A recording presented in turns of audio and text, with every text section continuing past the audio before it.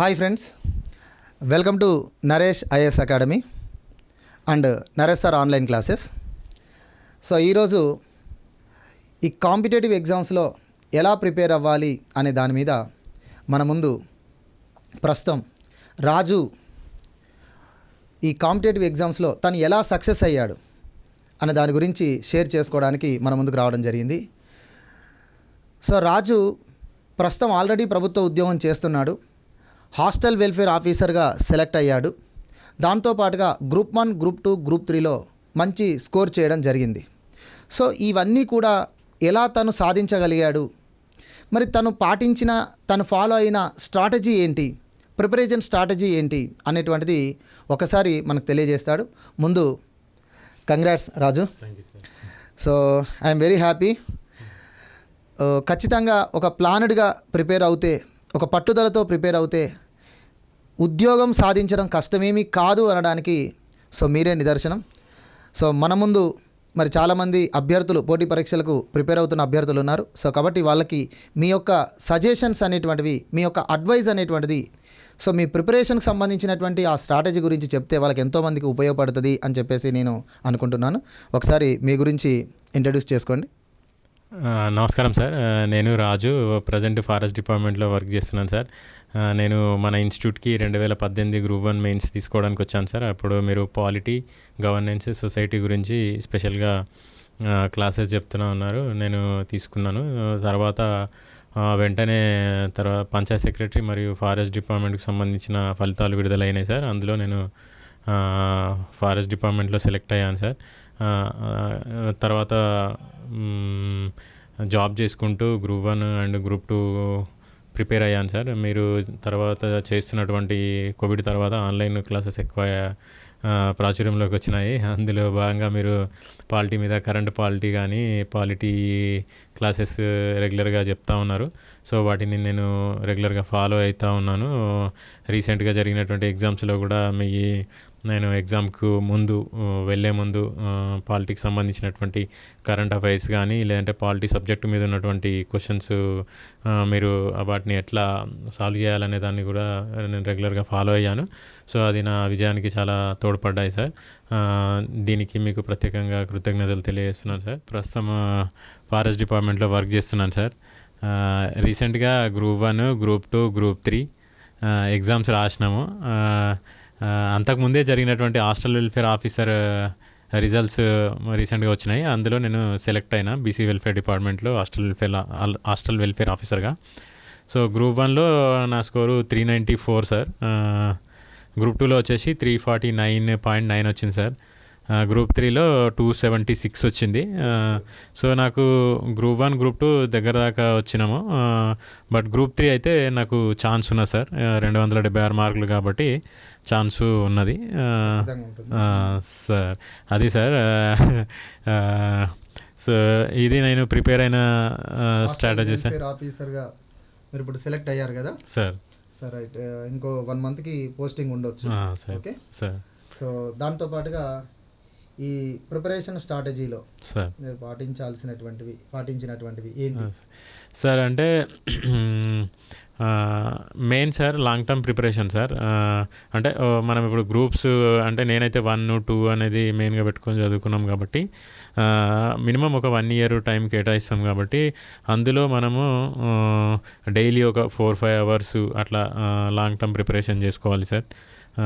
తర్వాత ఆ long term ప్రిపరేషన్లో కాన్సెప్చువల్ గురించి స్కూల్ టెక్స్ట్ బుక్స్ తీసుకోవడము, అదేవిధంగా ఇంటర్మీడియట్ డిగ్రీలో ఉన్నటువంటి పాలిటీ కానీ, హిస్టరీ కానీ, ఎకానమీ బుక్స్ కానీ, అదేవిధంగా అంబేద్కర్ ఓపెన్ యూనివర్సిటీ బుక్స్ కూడా మనకు కాన్సెప్చువల్గా చాలా ఉపయోగపడ్డాయి సార్. ఇది మనం చదువుకుంటే మనకు కాన్సెప్ట్ బాగా అయ్యి ప్రజెంట్ వస్తున్నటువంటి ట్రెండింగ్ క్వశ్చన్స్కి మనం ఆన్సర్ చేయాలంటే మాత్రం ఇలాంటి కాన్సెప్ట్ బుక్స్ చాలా ఇంపార్టెంట్. అది సార్. అదేవిధంగా రివిజన్ ఎక్కువ చేయాలి సార్. ఇప్పుడు నేను హాస్టల్ వెల్ఫేర్ ఆఫీసర్ కానీ, గ్రూప్ 3 కానీ మ్యాక్సిమం అంటే గ్రూప్ 3 ఛాన్సెస్ ఎక్కువ ఉన్నాయి. 1 తర్వాత 2 అనేటువంటిది కొద్దిగా రివిజన్ చేయకపోవడం వల్లనే కొద్ది తేడాలో ఒక 10-15 మార్కుల తేడాలో ఉద్యోగం కోల్పోవాల్సి వస్తున్నది. సో దానికి ప్రధానమైన కారణం ఇంకా 2-3 రివిజన్లు వాడుంటే మాత్రం ఖచ్చితంగా దాన్ని నేను అచీవ్ చేసి ఉండేటోడిని. కాబట్టి ఎంత రివిజన్ అయితే అంత మనం విజయానికి చేరువైనట్లు సార్. సో ఎన్నిసార్లు రివిజన్ చేసుకుంటే మనము విజయానికి ఎక్కువ చేరువైనట్లు సార్. అదేవిధంగా అంటే హాస్టల్ వెల్ఫేర్ ఆఫీసర్ కానీ గ్రూప్ 3 వస్తున్నాయి అని అంటే నేను మ్యాక్సిమం టెస్ట్ సిరీస్లు రాసిన సార్. గ్రూప్ 1కి రాయలేదు టెస్ట్ సిరీస్, అది మైనస్ అయింది. బట్ గ్రూప్ 2కి ఆఫ్కోర్స్ 3 కూడా సేమ్ కాబట్టి హాస్టల్ వెల్ఫేర్ కూడా నేను టెస్ట్ సిరీస్లు రాసినాను. సో టెస్ట్ సిరీస్లు రాయడం వల్లనే group 3 and hostel welfare officer మనం అచీవ్ చేయగలిగినాము. సో టెస్ట్ సిరీస్ రాయడం వల్ల బెనిఫిట్ ఏంటంటే మనము చేసే తప్పులని తగ్గించుకోవడం జరుగుతుంది సార్. ఒకవేళ టెస్ట్ సిరీస్ రాయకుండా డైరెక్ట్ ఎగ్జామ్కి వెళ్ళినట్టయితే మనం ఎక్కువ తప్పులు చేస్తాము, తద్వారా జాబు దాదాపు పోయినట్టు అవుతుంది. అదే టెస్ట్ సిరీస్ రాసి మనం అరే ఇది తప్పు చేస్తున్నాము కాబట్టి దీన్ని ఓవర్కమ్ చేయాలి అని ఎగ్జామ్లో ఆ తప్పు చేయకుండా ఉండడం వల్ల మనం విజయానికి ఎక్కువగా చేరే అవకాశాలు ఉన్నాయి సార్. సో కాబట్టి టెస్ట్ సిరీస్ అనేది ఖచ్చితంగా అనేది ఫర్ ఎగ్జాంపుల్ నేను హాస్టల్ వెల్ఫేర్ ఆఫీసర్ ఎగ్జామ్ రాస్తే అందులో మనకు లెంతీ పేపర్ ఇచ్చింది సార్. అది ఆన్లైన్ పేపర్ కాబట్టి 150 క్వశ్చన్స్. ఒక్కొక్క దాంట్లో మనకు మళ్ళీ 5-6 స్టేట్మెంట్స్ ఇచ్చాడు. సో దాన్ని ఆర్డర్లో పెట్టడం కానీ, లేదంటే మళ్ళీ ఇంకా కొన్ని క్వశ్చన్స్ మ్యాచ్ ద ఫాలోయింగ్లో ఇటు సైడ్ 4 ఇచ్చి అటు సైడ్ 6 ఇచ్చి అందులో 2 డిలీట్ చేయాలి కాబట్టి సో అట్లా చాలా టైం టేకింగ్ కాబట్టి సో ఆ 150 క్వశ్చన్స్ చదవడమే చాలా క్రిటికల్ ఆ 2.5 గంటలలో. కాబట్టి ఏంటంటే ఇప్పుడు 150కి 150 అనే టార్గెట్ పెట్టుకోకుండా కొన్ని హార్డ్ క్వశ్చన్స్ ఉంటాయి, అవి మనం వదిలేసేసేయాలి. అంటే ఒకటి 10 దాకా క్వశ్చన్స్ నేను చదివిన 11వ క్వశ్చన్ హార్డ్ అనిపిస్తుంది, సో దాన్ని స్కిప్ చేసేసి మళ్ళీ 12 నుంచి స్టార్ట్ చేయడము. అట్లా 150 వరకు ఒక 20 క్వశ్చన్స్ స్కిప్ అవుతుండొచ్చు హార్డ్ క్వశ్చన్స్. బట్ మిగిలిన 130 మనం బాగా చేయగలుగుతాము, అందులోనే మనకు మంచి స్కోర్ రాగలుగుతుంది. అదేవిధంగా ఆ మిగిలిన 20 క్వశ్చన్లు కూడా మనం స్ట్రాటజిక్గా మంచిగా ఆలోచించి అందులో కూడా మనం ఒక కనీసం 4-5 మార్కులు మళ్ళీ ఆప్షన్స్ డిలీట్ చేయడం ద్వారా కానీ అట్లా మనం మంచిగా ఆలోచించి ప్రతి ఒక్క ఆప్షన్ క్లియర్గా చదవడం ద్వారా 4-5 క్వశ్చన్స్ చేయడం వల్ల మంచి స్కోర్ సాధించడానికి అవకాశాలు ఉన్నాయి సార్. క్వశ్చన్ పూర్తిగా చదవడం కానీ, ఆప్షన్లు క్లియర్గా చదవడం కానీ, ప్రతి క్వశ్చన్ చదవడం కానీ, తర్వాత హార్డ్ ఉన్న క్వశ్చన్ని స్కిప్ చేసి ముందుకు వెళ్ళడం కానీ, సో ఇది అంతా ఎగ్జామినేషన్ స్ట్రాటజీ కిందకి వస్తుంది సార్. సో దానివల్లనే నేను హాస్టల్ వెల్ఫేర్ ఆఫీసర్ సెకండ్ పేపర్లో మంచి స్కోర్ తెచ్చుకోగలిగాను. ఇప్పుడు గ్రూప్ 2లో నాకు 349.9 స్కోర్ వచ్చింది సార్.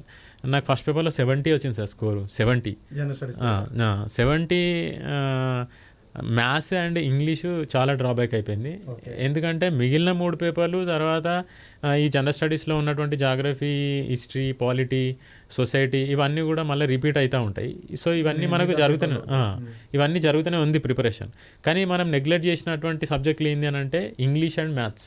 ఎందుకు అంటే ఓకే అది తక్కువ స్కోర్ కదా అని మనం అనుకుంటున్నాం, కానీ అక్కడికి పోయిన తర్వాత అవి ఒక 35 నుంచి 40 క్వశ్చన్లు వస్తున్నాయి సార్.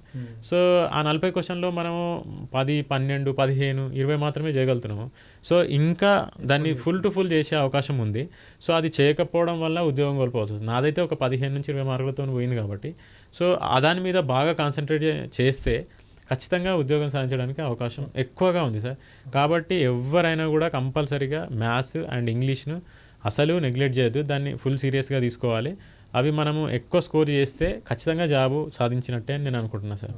ఎందుకంటే నా పర్సనల్ ఎక్స్పీరియన్స్ ఆ 2 పోవడం వల్లనే నేను ఈరోజు ఉద్యోగం అంటే గ్రూప్ 2 ఎస్పెషల్లీ గ్రూప్ 2 అయితే దాదాపు దానివల్లనే మైనస్ అయింది. కొద్ది మార్కులతో పోవడానికి జనరల్ స్టడీసే మెయిన్గా. జనరల్ స్టడీస్లో ఇంగ్లీష్ మ్యాథ్స్ అనేది నెగ్లెక్ట్ చేయడం. అవును సార్. అందులో మనం మ్యాక్సిమం సార్ అంటే ఒక క్వశ్చన్లో ఒక 40 వస్తున్నాయంటే 40కి ఖచ్చితంగా 35 నుంచి 39 దాకా కూడా చేసే అవకాశాలు ఉన్నటువంటివి ఉన్నాయి సార్. కాకపోతే ఈ కరెంట్ అఫైర్స్కి, కరెంట్ పాలిటీకి మనము ఇంకా కొద్దిగా మెరుగు చేసుకోవడానికి స్టాక్ జీకే చదువుకోవడము, మళ్ళీ కరెంట్లో ఉన్నటువంటి టాపిక్కి బ్యాక్గ్రౌండ్ చూసుకోవడము అనేటువంటిది దాన్ని మనం పూర్తిగా అచీవ్ చేయడానికి ఆ 2 ఫాలో అయితే మాత్రం ఖచ్చితంగా కరెంట్ అఫైర్స్ అండ్ కరెంట్ పాలిటీలో మనం మ్యాక్సిమం స్కోర్ చేసుకోవడానికి అవకాశం ఉంది సార్. సో ఇవి సార్ అంటే నేను ఫాలో అయిన వాటిలో ఇప్పుడు రాసిన 1, 2, 3 అండ్ హాస్టల్ వెల్ఫేర్ ఎగ్జామ్స్లో hostel welfare officer final result వచ్చింది. గ్రూప్ 3 అవకాశం ఉంది. గ్రూప్ 1 అండ్ గ్రూప్ 2 మంచి స్కోర్ సాధించినా కూడా సో దగ్గర దాకా వస్తున్నాము. బట్ ఇంకా కొద్దిగా రివిజన్ ఎక్కువ చేసుకోవడం కానీ ఇలాంటి స్ట్రాటజీ ఫాలో అయితే విజయం అంటే మళ్ళొకసారి ప్రయత్నం చేస్తాను సార్. సో ఇవన్నీ నేను అంటే నా ఏవైతే మిస్టేక్స్ ఉన్నాయో వాటిని ఓవర్కమ్ చేసి నెక్స్ట్ టైం నేను విజయం సాధిస్తానని అనుకుంటున్నాను సార్. లక్ష్యం ఏమై ఉంది? Group 1 sir. Group 1 sir. So మనం అంటే మీరు నాతోటి సార్ కోచింగ్ లోకి జాయిన్ అవ్వడప్పుడు మా దగ్గర జాయిన్ అయినప్పుడు మీరు కూడా గ్రూప్ 1 కోసమనే వచ్చారు. సో మీ ఎలాంటి ఎక్స్పీరియన్స్ అంటే మన ఇన్స్టిట్యూట్ నుంచి మీకున్న రిలేషన్? అయితే 2018లో నవంబర్ డిసెంబర్ ఆ ఏరియాలో సార్ కోచింగ్ వచ్చినాము. సో 19 ఫిబ్రవరి మార్చ్ వరకు ఉన్నాం సార్, కోవిడ్ టైం దాదాపు అది. సో అప్పటికి నాకు ఫారెస్ట్ బీట్ ఆఫీసర్ అట్లా కన్ఫర్మ్ అయింది. మెయిన్స్ చెప్తున్నప్పుడు ఏంటంటే అప్పటికి మనకు ఉద్యోగం లేదు కాబట్టి ఓకే ప్రిపేర్ కావాలి అట్లా ఇట్లా అంటే మనం టైం స్పెండ్ చేసినాం అంతే, కానీ కాన్ఫిడెన్స్ లెవెల్స్ లేవు. సో చదవాలి అంతే, చదవడం మట్టుకు చేసినాం. కానీ గ్రూప్ 1 లాంటి ఉద్యోగం సాధించాలంటే మాత్రం పెన్ను పేపర్ పెట్టాల్సిందే సార్. అంటే వితౌట్ పెన్ అండ్ పేపర్ మనం ఎక్స్పెక్ట్ చేయలేం సార్ గ్రూప్ 1. అంటే నా పర్సనల్ ఎక్స్పీరియన్స్. ఇప్పుడు నాకు గ్రూప్ 1లో 394 స్కోర్ వచ్చింది సార్. అంటే నేను అప్పుడే మీరు పాలిటీ క్వశ్చన్ అండ్ ఆన్సర్స్ రాయించారు, నాకు ఇప్పటికి కూడా గుర్తుంది. అంటే ఒక క్వశ్చన్ చెప్పడము, దానికి ఆన్సర్ మమ్మల్ని రాయమని చెప్పడం, ఏదైనా తప్పులు ఉంటే మళ్ళీ మీరు దాన్ని రెక్టిఫై చేసి ఇట్లా కాదు ఇట్లాగా రాయాలి అని చెప్పడము, అదంతా ఐడియా ఉంది. బట్ ఆ టైంకి ఏంటంటే మనం అరే ఇదంతా చేయలేము, ఎందుకంటే అప్పుడు మనకి అంటే కాన్ఫిడెన్స్ లేకపోవడం, ఉద్యోగం లేదా లేకపోతే ఎట్లా అని. కానీ పెన్ను పేపర్ పెట్టకపోవడం అనేది తర్వాత అంటే కోచింగ్ వెళ్ళిపోయిన తర్వాత, సో తర్వాత ప్రాక్టీస్ చేయకపోవడమే గ్రూప్ 1 లాంటిది సాధించకపోవడానికి రీజన్ సార్. కానీ దాన్ని ఖచ్చితంగా సాధించాలంటే పెన్ను పేపరు పెట్టి ప్రాక్టీస్ చేస్తే మాత్రం దాన్ని సాధించవచ్చని నాకైతే కాన్ఫిడెన్స్ వచ్చింది. ఎందుకంటే నేను రీసెంట్గా రాసినప్పుడు 394 స్కోర్ వచ్చింది, డైరెక్ట్ పోయి రాసిన. అంటే కంటెంట్ ఉన్నది బట్ దాన్ని మనము మెరుగుదిద్దుకోలేదు అనమాట. అంటే ప్రాక్టీస్ చేయలేదు, లేదంటే ఇంకా దాన్ని పర్ఫెక్ట్గా కంక్లూజన్ ఇవ్వడం కానీ, ఇంట్రొడక్షన్ రాయడం కానీ, తర్వాత డయాగ్రామ్ వేయడం కానీ, బుల్లెట్ పాయింట్స్ కానీ, హెడ్డింగ్స్లు పెట్టడం కానీ, ఇవన్నీ ఇంకా చేసి ఉంటే మాత్రం ఖచ్చితంగా ఎక్స్పెక్ట్ చేయొచ్చు గ్రూప్ 1 లాంటి సర్వీస్ను అని అనుకుంటున్నాను సార్. అది మీ ద్వారా నేను నేర్చుకున్నా సార్. ఇప్పుడైతే అవన్నీ నేర్చుకొని నెక్స్ట్ టైం మళ్ళీ మంచిగా పర్ఫామ్ చేస్తా అని అనుకుంటున్నా సార్. గ్రూప్ 2 గ్రూప్ 3లో పాలిటీలో ఎంతవరకు స్కోర్ చేశారు? సో గ్రూప్ 2లో అంటే ఈసారి ఇచ్చిన మనకు క్వశ్చన్స్లలో పాలిటీ, సొసైటీ మనకు ఫిక్స్డ్గా అంటే 50-50 అన్నట్టుగా క్లియర్గా ఇచ్చేసారు సార్. సో నేను దాదాపుగా 40-41 స్కోర్ చేశాను సార్. మంచి స్కోర్ చేశాను సార్, ఎందుకంటే రెగ్యులర్గా క్లాసెస్ వినడం. నేను ఎస్పెషల్గా ఈసారి గ్రూప్ 1, గ్రూప్ 2, గ్రూప్ 3 చదవడము ఒకేసారి ఎగ్జామ్స్ అయిపోయినాయి కాబట్టి రివిజన్కి చాలా తక్కువ టైం ఉండే సార్. కాబట్టి ఏమైందంటే నేనైతే అంటే స్టాక్ ఉంది మనకు నాలెడ్జ్, బట్ దాన్ని రివిజన్ చేస్తేనే మనం విజయాన్ని చేరుకోవడానికి ఎక్కువ అవకాశాలు ఉంటాయి. సో అలాంటి పరిస్థితులలో ఏం చేసినామంటే మీరు రెగ్యులర్గా క్లాసెస్ చేశారు, సో ఎగ్జామ్స్ ముంగట, సో అది రెగ్యులర్గా ఫాలో అయ్యి లైక్ అంటే ప్రాథమిక హక్కులు, ప్రాథమిక విధుల మీద, సుప్రీంకోర్టు జడ్జిమెంట్స్ మీద, సో మీరు దాదాపు మనకు పార్టీలో ఉన్న సిలబస్ ఏదైతే సిలబస్ ఉందో దాని మీద ప్రతి ఒక్క టాపిక్ మీద మీరు మినిమం క్లాసెస్ చేశారు, మ్యాక్సిమం క్లాసెస్ చేశారు. సో వాటిని మేము రెగ్యులర్గా ఫాలో అయినాం. అంటే ఒక్కోసారి 1 hour 2 hours కూడా చెప్పారు.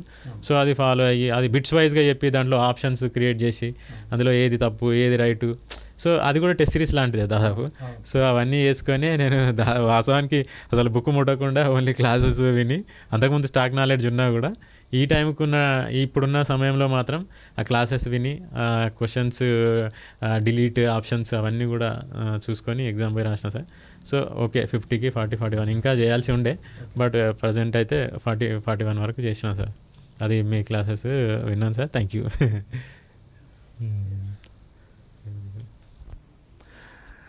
సో రాజు 2018లో పరిచయము. అశోక్ నగర్లో నేను ఇన్స్టిట్యూట్ రన్ చేస్తున్నప్పుడు అప్పుడు మన దగ్గరికి వచ్చాడు. సో తను చెప్పింది మీకు అర్థమైంది కదా. సో ఏంటంటే అప్పుడు క్లాసెస్కు రెగ్యులర్గా వచ్చేవాడు, మనం మెయిన్స్ గ్రూప్ 1కే అని చెప్పేసి టార్గెట్ అనుకున్నాడు. ఎందుకంటే 2018 అక్టోబర్లో తెలంగాణ గవర్నమెంటు అసెంబ్లీ రద్దు చేసి ఎన్నికలకు వెళ్ళారు, లేకపోతే అప్పుడు గ్రూప్ 1 నోటిఫికేషన్ వచ్చేది. సో వాళ్ళు గ్రూప్ 1 లక్ష్యంతో వచ్చారు. వచ్చినప్పుడు తను ఏమనుకున్నాడు అనేది రియల్గా మీకు ఓపెన్గా చెప్పాడు. ఏంటంటే అసలు ఏ జాబు లేదు కదా, మనం గ్రూప్ 1 ప్రిపేర్ అవుతున్నాం, అసలు మనం ఏ జాబు ఏదన్నా ఒక జాబ్ ఉండాలి కదా అనేటువంటిది ఒక నమ్మకం. తను ఒక గవర్నమెంట్ జాబ్ లేదు, అది చిన్నదా పెద్దదా గవర్నమెంట్ జాబ్ లేదు అనేటువంటిది తను ఎక్కువగా ప్రిపరేషన్ పైన అది ఇంపాక్ట్ చూపించింది అప్పుడైతే. అయితే రెగ్యులర్గా క్లాసెస్ అటెండ్ అవ్వడము, తర్వాత మనం క్వశ్చన్ ఆన్సర్స్ చెప్పడము, అతను రాసుకోవడము. ఓకే, సో వీళ్ళ టీం అందరూ కూడా చాలా సీరియస్గా ప్రిపేర్ అయ్యారు. బట్ ఏంటంటే అప్పుడు గ్రూప్ 1 నోటిఫికేషన్ రాలేదు కాబట్టి అదే ప్రిపరేషన్ కంటిన్యూ చేసుకుంటూ వచ్చారు. దాని తర్వాత పంచాయతీ సెక్రటరీ రావడం జరిగింది, కానీ అది వద్దని అదుకున్నాడు. తర్వాత ఫారెస్ట్ బీట్ ఆఫీసర్ వచ్చింది, ఫారెస్ట్ బీట్ ఆఫీసర్గా జాయిన్ అయ్యాడు. ప్రజెంట్ అతను నర్సాపూర్లో చేస్తున్నాడు. ఓకే, దాంతో ఇప్పుడు హాస్టల్ వెల్ఫేర్ ఆఫీసర్కు సెలెక్ట్ అయ్యాడు. గ్రూప్ 1, గ్రూప్ 2, గ్రూప్ 3 ఈ మూడిట్లో కూడా చేసిన స్కోరు చాలా మంచి స్కోర్ చేశాడు. సో ఆ స్కోర్లో మనకు గ్రూప్ 3 సక్సెస్, గ్రూప్ 3 జాబ్ వస్తుంది కన్ఫర్మ్గా. గ్రూప్ 2లో, గ్రూప్ 1లో కూడా గ్రూప్ 1 395 స్కోరు, తెలుగు మీడియం అభ్యర్థి 395 స్కోరు. ఓకేనా, తెలంగాణ మూమెంట్ 61 తెలంగాణ మూమెంట్లో మనకు తెలుగు మీడియంలో రాసినటువంటి వాళ్ళకి కొంత మార్కులు తగ్గినాయి అని చెప్పేసి అనుకుంటున్నాం కదా. సో ఏదేమైనప్పటికీ 395 స్కోర్ చేయడం జరిగింది, మంచి స్కోర్ చేశాడు. సో గ్రూప్ 2లో కూడా 349 మంచి స్కోర్ చేయగలిగాడు. ఇంకొంచెం చేసి ఉంటే తను సక్సెస్ అవ్వడం ఖచ్చితంగా అయ్యేవాడు. సో గ్రూప్ 3 మాత్రం ఇప్పుడు సాధించినట్టే, హాస్టల్ వెల్ఫేర్ ఆఫీసర్గా సెలెక్ట్ అయ్యాడు. సో ఇప్పుడు తన టార్గెట్ కూడా నెక్స్ట్ గ్రూప్ 1 ఖచ్చితంగా. రాజు, గ్రూప్ 1 ఖచ్చితంగా సాధిస్తావు. రాబోయే నోటిఫికేషన్ ఏదైతే ఉందో అదే ప్రిపరేషన్ కంటిన్యూ చేసుకో. సో మీరు అన్నట్టుగా సొంత నోట్స్ రాసుకుంటూ క్లాసెస్ వింటూ దాంతోపాటుగా మీరు ఎక్కువ ప్రాక్టీస్ చేయడం అనేటువంటిది మాత్రం చాలా యూస్ఫుల్ అవుతూ ఉంటుంది. అంతేకాకుండా టెస్ట్ సిరీస్లు అనేటువంటి కంపల్సరీ.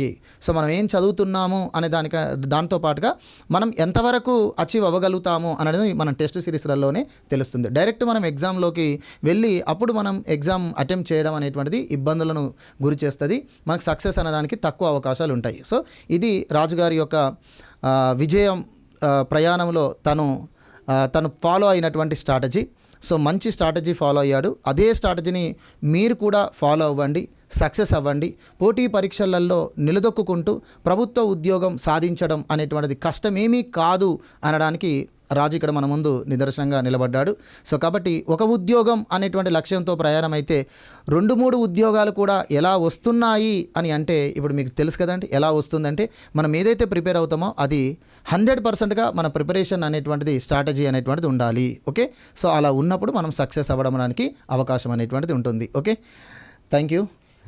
ఓకే, థ్యాంక్ యూ అండి. సో వన్స్ అగైన్ కంగ్రాచులేషన్స్ రాజు. ఖచ్చితంగా నెక్స్ట్ రాబోయే నోటిఫికేషన్లో గ్రూప్ 1 ఖచ్చితంగా మీరు సాధిస్తారని చెప్పేసి నేను అనుకుంటున్నాను. ఓకే, ఆ విధంగా మన ఇన్స్టిట్యూట్ నుంచి కూడా ఎప్పుడు కూడా మీకు గైడెన్స్ అనేటువంటిది ఉంటుంది. ఓకేనా?